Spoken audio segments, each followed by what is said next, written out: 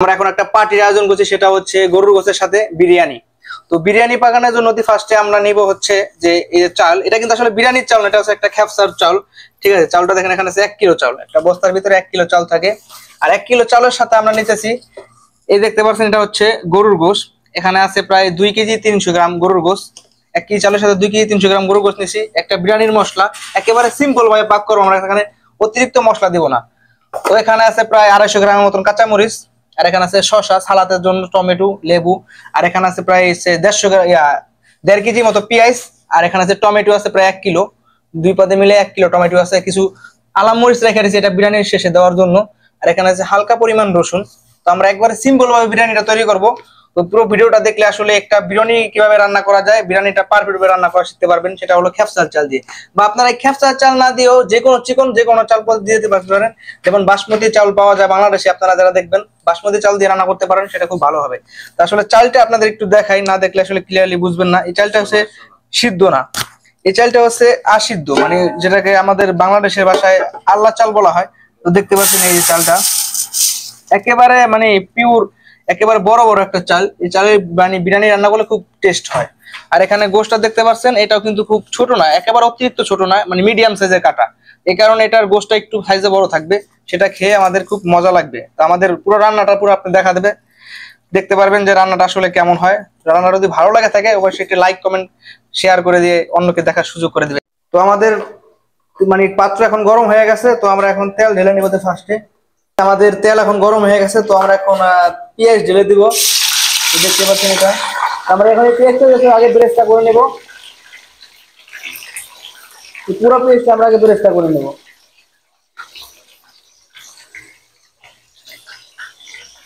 জন্য সেই পেঁয়াজ দিয়ে দিয়েছি, আমাদের ব্রেস্তা হয়ে গেছে।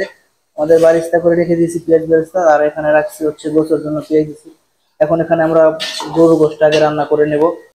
তো আমাদের পেঁয়াজ গোশের জন্য যে পেঁয়াজটা নিয়েছিলাম সেই পেঁয়াজটা প্রায় হয়ে গেছে, প্রায় 80%। তো এখন আমরা এখানে কাঁচামরিচ অ্যাড করে দেবো। তো আমরা কাঁচামরিচ গুলো হচ্ছে মাঝখান দিয়ে ছেড়ে নিয়েছিলাম, তো পুরোটাই আমরা দিয়ে দেবো এখন। আর কিছুটা আলাম রাখবো, সেটা হচ্ছে পরে দিব আর কি, তো দেখতে পারবেন পরে। তখন আমরা কাঁচামরিচটা কিছুটা ভেজে নেব, কিছুটা ভাজার পর এখানে অ্যাড করে দেব টমেটো। আমাদের পেঁয়াজ এবং হচ্ছে মরিচ দুটোটাই হয়ে গেছে, এরপর আমরা এখানে অ্যাড করে দেবো হচ্ছে টমেটো।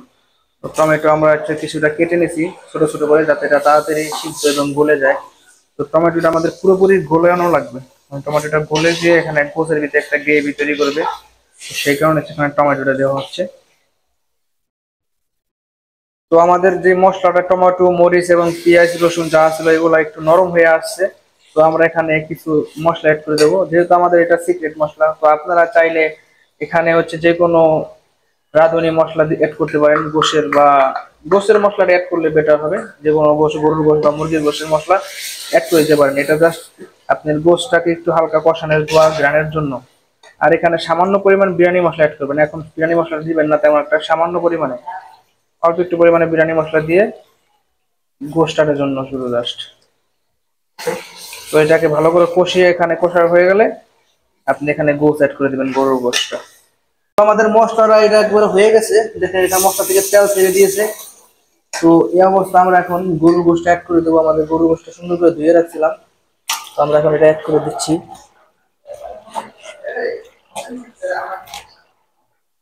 এখানে গোশত অতিরিক্ত পরিমাণ বেশি আছে, তো আপনারা চাইলে গোশটা কমও দিয়ে রান্না করতে পারেন, সমস্যা নেই, এটা আপনাদের একান্ত ব্যক্তিগত বিষয়। তবে বিরিয়ানির ভিতরে যত গোশ দিবেন তত আপনার বিরিয়ানি মজা পাবেন খায়া। আমাদের এখানে তো অতিরিক্ত পরিমাণে 1 কেজি চালে হচ্ছে প্রায় 2 কেজি 300 গ্রাম গোশ, অনেকটাই বেশি। আপনারা সমান সমান দিয়ে রান্না করবেন, সবচেয়ে বেটার হলো। 1 কেজি গোশের সাথে 1 কেজি চাল হয়েছে, কেটে দাও। তো আপনারা এই গোশটারে আপনারা যেভাবে সাধারণ যেভাবে গোশ রান্না করেন ঠিক সেইভাবেই একেবারে পুরোপুরি গোশটা যতক্ষণ পর্যন্ত না হইব সেভাবে যা যা করা লাগে ওইভাবে গোশটা পুরো রান্না করে নেবেন সুন্দরভাবে। তো দেখতে পাচ্ছেন আমাদের গোশটা প্রায় হচ্ছে হয়ে গেছে, 90% হয়ে গেছে। তো আমরা এখানে অ্যাড করে দেবো হচ্ছে পানি। তো পানিটার পরিমাপ হচ্ছে যে গোশ যদি আপনাদের কম থাকে তাহলে গোশ একেবারে কষানোর থেকে যতটুকু পানি দিবেন সেই পানির পাকটা হচ্ছে যে 1 কেজি চালের সাথে 2 কেজি পানি দিবেন, 1/2 কেজি চালের সাথে 1 কেজি পানি দিবেন, চাল যা দিবেন তার ডাবল হচ্ছে পানি দিবেন। তাহলে হচ্ছে, আর বিরিয়ানির মূল বিষয় হচ্ছে পানির পরিমাপটা। এইভাবে যদি বিরিয়ানি রাঁধেন তাহলে আপনার বিরিয়ানি সবচেয়ে ভালো হবে। তো আমরা এখানে, যেহেতু আমাদের গোশটা একটু বেশি, তো আমাদের এখানে পরিমাপটা আমার মুখস্থ বিদ্যায় দিতে হবে, আমাদের অনুমান অনুযায়ী দিতে হবে, বেশি দেওয়া যাবে না। তো আমরা এখানে পানিটা দিয়ে দিচ্ছি। এই পানিটা দেওয়ার সাথে সাথে এখানে অ্যাড করে দেব কিছুটা পেঁয়াজ বেরেস্তা এবং কিছুটা মরিচ, যেগুলো আসতো এগুলো অ্যাড করে দেবো এই পানি দেওয়ার সাথে সাথে। দেখেন আমরা কি পরিমাণে পানি দিচ্ছি। আমাদের, যেহেতু আমাদের চাল একেবারে কম, গোছের থেকে অনেক, গোছের হাফ, অর্ধেক হচ্ছে পানি এবং হচ্ছে চাল, এই কারণে আমরা পানিটা খুব কম দিছি। তো আমরা এরকম, আপনারা যে চালটা দিবেন ওই চালটা যেরকম দিবেন, যা দিবেন তার ডাবল দিবেন হচ্ছে পানি, তাহলে বিরিয়ানি ইনশাল্লাহ 100 হবে। তো আমাদের গোছের পানি এবং পুরোটাই হয়ে গেছে গোশটা, এবং আমরা এখন এখানে কিছুটা পেঁয়াজ বেরেস্তা এভাবে ছিটিয়ে দিব। তো পেঁয়াজ বেরেস্তা দেওয়ার 2 থেকে 3 মিনিটের ভিতরে আমরা এখানে চাল অ্যাড করে দেবো। তো আমাদের হচ্ছে গোশ পুরোপুরি হয়ে গেছে। তো এখন আমরা এখানে অ্যাড করে দেবো। তো আমরা এই চালটা আরো প্রায় 1 ঘন্টা আগে দিয়ে রাখছিলাম, তো সেই ধোয়া চালটা এখন আমরা অ্যাড করে দেবো এখানে, পুরো চালটা।